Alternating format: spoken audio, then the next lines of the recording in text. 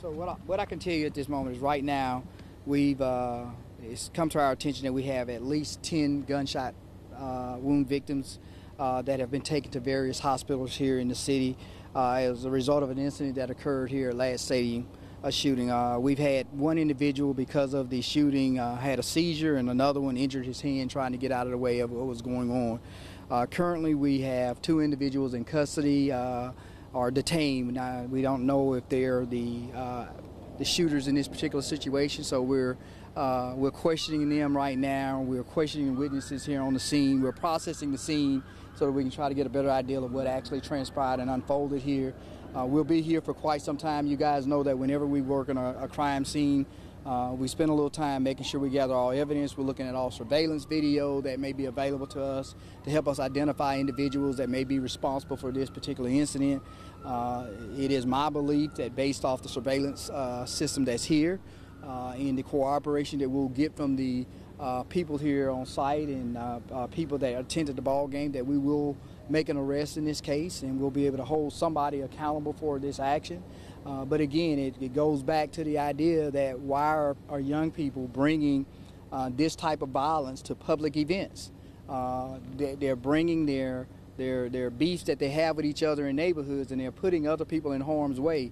And we're going to have to be more aggressive on our end as a city as how we hold these individuals accountable when they go before the courts. We have got to make sure they understand that we will not tolerate juvenile violence in our community. It's not acceptable. Our community will not tolerate it. We will do the things that we need to do to hold them accountable. And so we are working on different things that we can do to get those that have aged out of the juvenile justice system, that are adults, into the federal system. And we want to make sure that they're prosecuted to the fullest extent of the law. This is unacceptable for people not to be able to come out and enjoy an event, watching their children play a football game and watching their children perform in the band.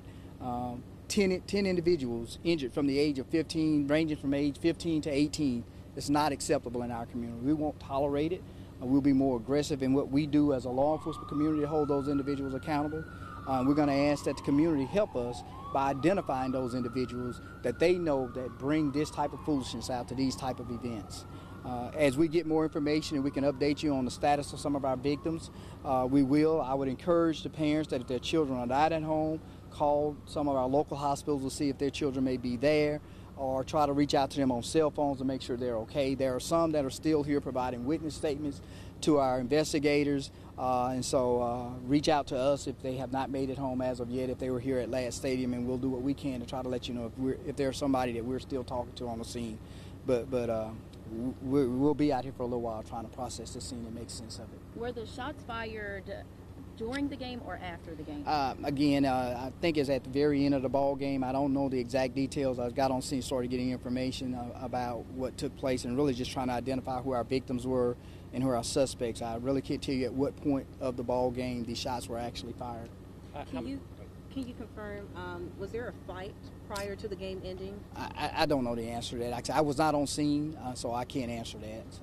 Do you believe that there is more than one shooter, or do you think it's just one shooter at this point? Again, we got to ask questions. What we think right now and what we know are two different things, and so before